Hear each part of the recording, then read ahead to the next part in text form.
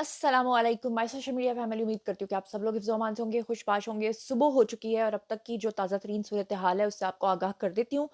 सबसे पहले तो ये बता दूँ कि जो नून लीग है वहाँ पर बिल्कुल खामोशी छाई हुई है। उनका ख़ास तौर पे जो सोशल मीडिया सेल है उनसे मुझे काफ़ी शिकायत हैं, क्योंकि वो सही हक़ाइक़ लोगों तक पहुँचाना तो दूर की बात है, हक़ाइक़ ही लोगों तक नहीं पहुँचा रहे। जबकि हम जितने वॉलंटियर्स हैं या जितने भी सही खबर आप तक पहुँचाने वाले लोग हैं, हम सब आप तक लम्हा-ब-लम्हा खबरें पहुँचा रहे हैं। दूसरी तरफ आपको बताऊँ कि जो पीटीआई है, उनका प्रोपेगेंडा इतना ज़्यादा स्ट्रॉन्ग है कि जिसकी कोई इंतहा नहीं है। अब यहाँ पर मैं आपके साथ 2-3 चीज़ें जो हैं वो शेयर करना चाहती हूँ। सबसे पहले मैं बताऊँ, ये एक ठरकी बुड्ढा है जनाब, जिसका नाम है जी शाहीन सहबाई। इन्होंने एक ट्वीट किया है जिसमें ये कह रहे हैं कि इलेक्शन का नतीजा आने के बाद और फौजी जनता के सब खिलाड़ी बोल्ड होने के बाद अब क्या ऑप्शंस रह गए हैं। नंबर 1, आर्मी चीफ इस्तीफा दें और किसी और को कमान संभालने दें। और नंबर 2 वो लिखता है कि कोर कमांडर मिलकर जनरल आसिम मुनीर से दरखास्त करें कि आप बस कर दें और कौम की जान छोड़ दें, और उनके सारे प्लान और हुक्म फेल हो गए हैं। नंबर 3, सदर ममलकत आरिफ अलवी जो हैं, आसिम मुनीर और जनरल नदीम अंजुम से इस्तीफा मांगे और उनकी जगह दूसरे अफसरान को लगाया जाए, और लगाने से पहले इमरान खान से मुशावरत की जाए। और अगले नंबर पे, चौथे नंबर पे वो कह रहे हैं कि इमरान खान को फौरी जेल से रिहा करवाया जाए और नई असम्बलियों में अपनी पार्टी की कमान संभालने के लिए उनको दिया जाए और असेंबली का इजलास बुलाया जाए। और नंबर 5 पे वो कह रहे हैं कि चीफ इलेक्शन कमिश्नर को फौरी तौर पे ओहदे से हटा दिया जाए। ये वो तमाम बातें हैं जो इनके दिल के अंदर पनप रही थीं। ये वो साँप हैं जो हमारी रियासत के ऊपर जो है वो इसको डसने के लिए हर वक़्त तैयार बैठे रहते हैं, और ये वो हमारे पागल और बेवकूफ़ अवाम है जो इस तरह के लोगों के ऊपर यकीन करते हैं। और ये वही इमरान खान थे जो कि पाकिस्तान के लिए अल्लाह माफ़ करे, डिफ़ॉल्ट करने की तकरीर जो है वो तैयार कर चुके थे, जिसमें उनके जो सहूलतकार थे उसमें शौकत तरीन जो हैं वो पेश-पेश थे। और दूसरी तरफ आपको बता दूँ कि ये अब तक जो हैं जनाब बैरिस्टर गौहर साहब, इनका एक बयान सामने आया है, मैं चाहती हूँ कि ज़रा ये आप सुनिए। पोलिंग एजेंटों ने भेजा है, या हमारे पास फॉर्म 45 आए। हम ये ज़रा सुनिए। बिस्मिल्लाहिर्रहमानिर्रहीम। आज के दिन पाकिस्तान के जमहूरी लिहाज से बहुत क्रिटिकल दिन था। लोगों ने अपना आज़ादी की खातिर निकलना था और ज्यादा से ज्यादा तादाद में वोट देना था। अल्हम्दुलिल्लाह आज के दिन पुरअमन रहा। ज्यादा से ज्यादा लोगों ने इमरान खान साहब की आवाज पे लब्बे कहते हुए अपना वोट कास्ट किया है। इस वक्त के रिकॉर्ड के मुताबिक जो हमारे पास पोलिंग एजेंटों ने भेजा है, या हमारे पास फॉर्म 45 आए, हम 150 प्लस सीट्स पे अल्हम्दुलिल्लाह मेजॉरिटी में आ रहे हैं पूरे पाकिस्तान में नेशनल की सीट पे। इसी तरह इंशाल्लाह अच्छा, इनका झूठ सुनिए कि अभी इलेक्शन कमीशन जो है उनका ऐलान आया है जिसमें उन्होंने बार-बार मीडिया को भी कहा है कि आप लोग तब तक कोई भी जो गैर हतमी नताइज हैं वो तो सब बता रहे हैं, लेकिन आप हतमी नताइज तब तक नहीं बता सकते जब तक कि इलेक्शन कमीशन नहीं बताता। लेकिन मज़े की बात देखें कि ये जो पीटीआई वाले हैं ये खुद ही आकर अपनी कहानियाँ सुना रहे हैं और ये कह रहे हैं कि जनाब हमें 150 सीटें भी मिल चुकी हैं, सुबहान अल्लाह। अच्छा, इनकी मुनाफ़िक़त का अंदाज़ा आप यहाँ से लगाएँ कि एक तरफ ये आकर कहते हैं कि जी हमें तो 150 सीटें मिल गई हैं, हम तो जीत गए हैं। इसका मतलब है कि फ्री एंड फेयर इलेक्शंस हो रहे हैं, तो फिर आप लोग जीत रहे हैं ना। दूसरी तरफ आके कहते हैं कि तारीख़ में इससे ज़्यादा हमने बदतरीन धांधली कभी नहीं देखी। तो ये इनकी हरकत व सकनात हैं जो इस वक़्त मैं आपके सामने रखने जा रही हूँ, और ये झूठ पे झूठ बोल रहे हैं। साथ ही आपको बता दूँ कि अमेरिका के अंदर इन्होंने जो लॉबिंग फर्म्स हायर की थी, उन्होंने अपना काम दिखाना शुरू कर दिया है। और मैं आपको बता दूँ कि इन्होंने जनाब क्या किया है कि अमेरिका के एक शख्स को सवाल पूछा कि जनाब ये अमरीकी महकमा ख़ारजा है, और उसके बारे में ये कह रहे हैं कि अमरीकी महकमा ख़ारजा ने पाकिस्तान में होने वाले इंतख़ाबात में पुरतशद्दुद वाक़यात की शदीद मज़म्मत कर दी। अब मज़ेदार बात ये है कि बंदा ये पूछे कि एक तरफ आपका बैरिस्टर गौहर कह रहा है कि जनाब हमारे जो इलेक्शंस हैं वो बड़े अच्छे तरीके से गुज़रे।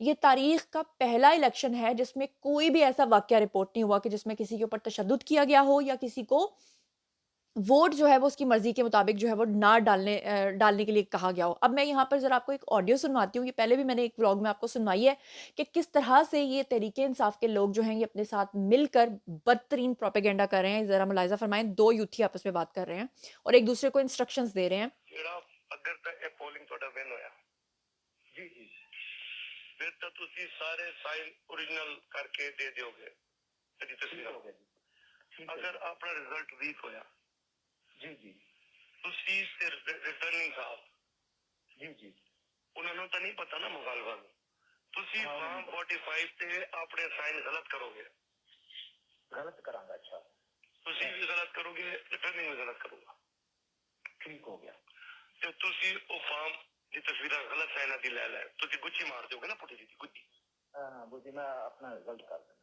ਸਮਝ ਆ ਗਈ ਤੁਸੀਂ ਵੀ ਗਲਤ ਮਾਰ ਦਿਓਗੇ ਰਿਟਰਨਿੰਗ ਵੀ ਗਲਤ ਮਾਰ ਪ੍ਰੈਜ਼ੈਂਟਿੰਗ ਵੀ ਗਲਤ ਮਾਰ ਦੇਗਾ ਉਹਦੇ ਬਾਅਦ ਤੁਸੀਂ ਸਾਰੇ ਚਲੇ ਜਾਓਗੇ ਆਰਓ ਕੋਲ हाँ रोको ठीक है जी। ਆਰਓ ਕੋਲੋਂ ਤੁਹਾਨੂੰ ਆਰਓ ਸਾਹਿਬ ਹੁਕਮ ਦੇ ਕੇ ਦੇਣਗੇ ਤੁਸੀਂ ਨਵਾਂ ਫਾਰਮ 45 ਬਣਾਓਗੇ नवा बनाऊंगा ठीक है। ਜਿਹਦੇ ਵਿੱਚ ਤੁਹਾਡੇ ਸਾਰਿਆਂ ਦੇ ਸਾਈਨ ਅਸਲ ਹੋ ਗਿਆ ਜਿਹੜਾ अगर तक पोलिंग जी, तो आपने सुना ये अली रज़ा ख़ान खाकवानी है जिनका ताल्लुक पीटीआई से, और ये दूसरा जो शख्स है जिसके साथ ये बात करके उसको इंस्ट्रक्शंस दे रहे हैं, इसका ताल्लुक भी पीटीआई से है और इसका नाम है जी अब्दुल गफ्फार, और इसको वो बाकायदा तौर पे बता रहे हैं कि किस तरीके से धांधली करनी है, अगर आप लोग हारोगे तो क्या हिकमत अमली है, अगर आप लोग जीतोगे तो क्या हिकमत अमली है।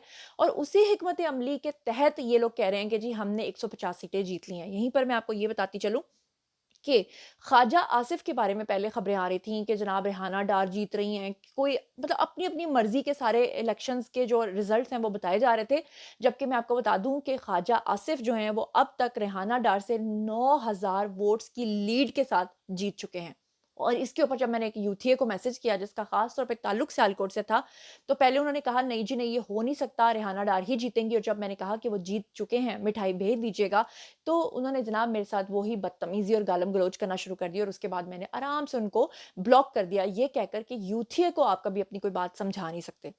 अब यहाँ पर मैं आपको एक बात बताऊं कि ये जो मोहतरम है ना जी फैसल वाउडा साहब, इनकी कुर्बतें बहुत ज़्यादा हैं जी जरदारी साहब के साथ, और पीएमएलएन के ना ये ख़ास दुश्मन है। अब इनकी कुछ खबरें जो हैं वो कुछ हद तक सच्ची होती हैं, लेकिन ज़्यादातर इनकी जब खबरें पीएमएलएन के ख़िलाफ़ होती हैं ना, तो उसके ऊपर आप कभी यकीन मत कीजिएगा, क्योंकि मैंने जब इधर-उधर से पता करवाया तो मुझे यही सुनने को मिला है कि ये सख्त नफ़रत करते हैं जी पीएमएलएन से।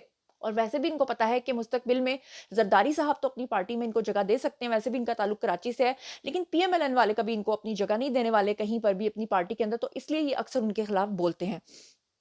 इनका जी एक बड़ा मुतनाज़े किस्म का बयान आ गया है। मोहतरम फरमाते हैं जी कि मुक गया शो, गो नवाज़ गो हो गया, सेल लग गई, व्यापारी जो है इस्लामाबाद आ चुके हैं, फैसल वाउडा।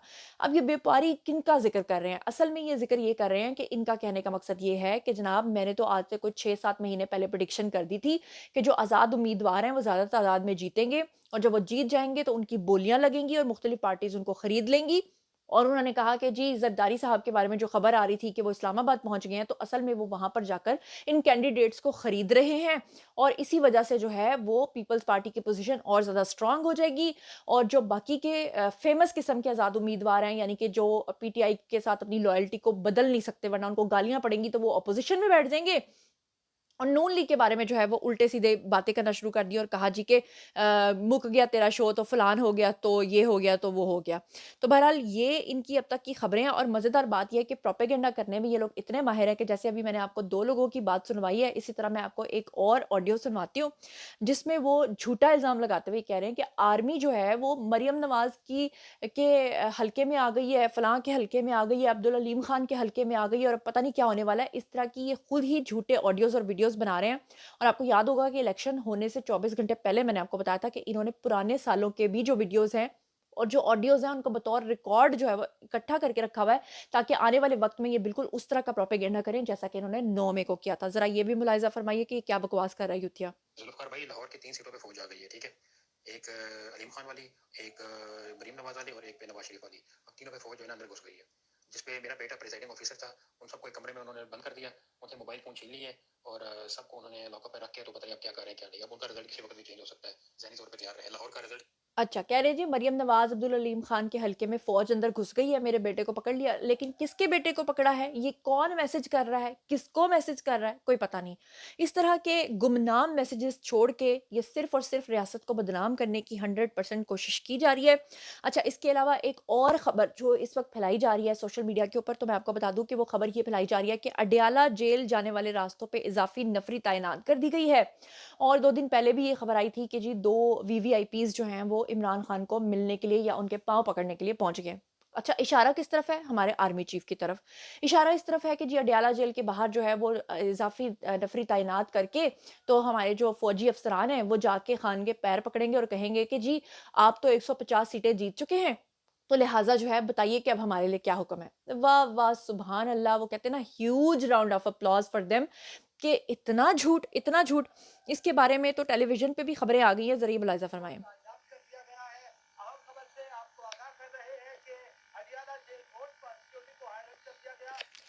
अच्छा, अब ये खबर जो है ना, ये खबर इस तरह बिल्कुल भी नहीं है। ये खबर इस तरह से है कि वैसे जो अडयाला जेल के बाहर सिक्योरिटी के मामलात हैं, उसको देखते हुए पुलिस का दस्ता जो दिन और रात को वहाँ पे बदलता है, अगर वो बदल रहा है तो आप उसको इस मामले के साथ जोड़ेंगे कि जनरल आसिम मुनीर जो हैं वो चल के जाएँगे और जाके खान को कहेंगे कि तुमने 150 सीटें ले ली हैं, जबकि इलेक्शन कमीशन कह रहा है कि अभी तक तो हमने रिज़ल्ट अनाउंस नहीं किया।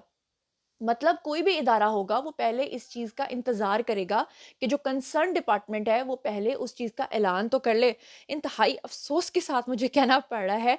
और मज़ेदार बात आप ये देखें कि 90,675 पोलिंग स्टेशंस हैं टोटल, 90,675, जिसमें से अब तक सिर्फ़ 9,000 के नताइज आए हैं। अब आप मुझे ये बताएँ कि कम से कम 50% नताइज आते तो फिर भी आप कहते कि चलो जी आप प्रोपेगेंडा करते, आप नताइज अख़ज़ करते।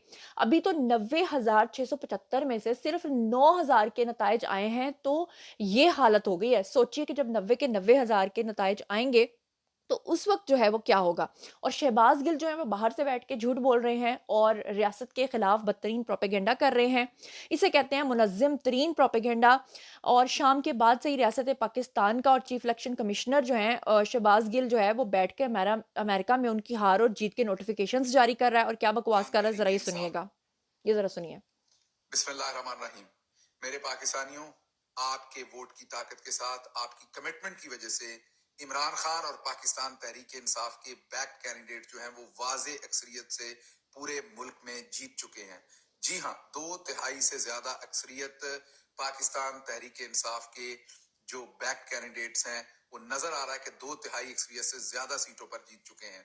अभी हमें ये पता चला है, दो बड़े टेलीविजन के बहुत ही इंपॉर्टेंट पोजीशंस पर लोगों ने मुझे बताया कि उन्हें ये अहकामात दिए गए हैं कि पार्टी पोजीशन दिखाना बंद की जाए, इंडिपेंडेंट कैंडिडेट्स की लीड को दिखाना बंद किया जाए, अभी नताइज ब्रेक ना करें, पहले 50% आ जाए किसी पार्टी की, 50% नताइज आ जाए, उसके बाद पार्टी पोजीशन दिखाई जाए। जिसका मतलब यह है कि अगले 3-4 घंटों में अब इन नताइज को तब्दील करने की कोशिश की जाएगी। ये मुझे दो बड़े टीवी चैनल्स के मोतबर तरीन ओहदों पर बैठे लोगों ने ये मुझे इंफॉर्मेशन दी है। आप देख रहे होंगे इस टाइम टेलीविजन की स्क्रीन के ऊपर अचानक नताइज रोक दिए गए हैं। तो अब आपका फर्ज है कि अपनी अपनी जगह पर पहरा तो दें, लेकिन साथ साथ मैं चौधरी निजामुद्दीन साहब को पैगाम देता हूं कि ये बहुत ही वाजे डिसाइसिव विक्ट्री है। 1965 में जो अयूब खान ने इलेक्शन चुराया था, ये उससे भी ज्यादा वाजे डिसाइसिव विक्ट्री है इमरान खान की। अगर इसको चुराया गया पाकिस्तान के लिए, पाकिस्तान के अंदर इस्तेहकाम के लिए इसके शदीद नताइज होंगे। पाकिस्तान की आवाम इसको बिल्कुल बर्दाश्त नहीं करेगी, ये आइन शिकनी होगी। इससे परहेज किया जाए। पाकिस्तान तहरीक इंसाफ को मैंडेट मिला है, उस मैंडेट का एहतराम किया जाए। अगली हुकूमत इंशाल्लाह पाकिस्तान तहरीक इंसाफ फॉर्म करेगी, पाकिस्तान तहरीक इंसाफ को हुकूमत बनाने दी जाए, ताकि वो अवाम ने जो ने मैंडेट दिया है, अवाम की अमंगों के तहत वो काम कर सके। ये जो नताइज बदलने का खेल खेला जा रहा है, इससे हर सूरत इज्तनाब किया जाए। पाकिस्तान जिंदाबाद।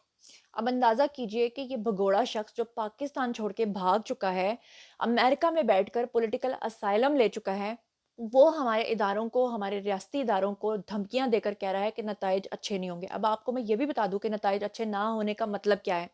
अगर 9 मई के वाक़यात में इमरान खान को जेल के अंदर ना डाला जाता, तो ये वो इमरान खान है जो बांग्लादेश की तरह का ही कोई ऐलान कर चुका होता। असल में इमरान खान को पाकिस्तान के मुफाद से कुछ लेना-देना नहीं, बल्कि इमरान खान का 80 अरब रुपए का वो मुआहदा है, जो इमरान खान ने पाकिस्तान को तोड़ने के लिए किया था। और उसी मुआहदे के तहत इमरान खान ने पाकिस्तान के अंदर ये वबा फैलाई। उसी मुआहदे के तहत इमरान खान ने आसिया मलूना को छोड़ा। उसी मुआहदे के तहत इमरान खान ने जो है पाकिस्तान को डिफ़ॉल्ट करने का मंसूबा बना के तकरीर तैयार की। और उसी मंसूबे के तहत इमरान खान ने जो है ये सब कुछ करके एक भयानक खेल खेला और कश्मीर का सौदा किया। उसके बाद भी अगर लोगों की आँखें नहीं खुलती, तो फिर वही बात है कि मुझे दज्जाल का वक़्त याद आता है कि जब हम हदीसें पढ़ते हैं कि जब दज्जाल आएगा तो पूरी दुनिया उसकी तरफ चली जाएगी। सिर्फ़ चंद 1 लोग होंगे जो हक़ परस्त रह जाएँगे, शायद 5 या 6, और वो 5 या 6 ही बाकी सबके ऊपर भारी होंगे। अब बारी है जी आप लोगों की, आइए कमेंट सेक्शन में और बताइए कि इस पूरे सिनेरियो के बारे में आप क्या सोचते समझते हैं। जैसे-जैसे फ़र्दर डेवलपमेंट होगी आप लोगों को आगाह करती रहूँगी। अपना बहुत-बहुत ख़्याल रखिएगा। अल्लाह निगहबान।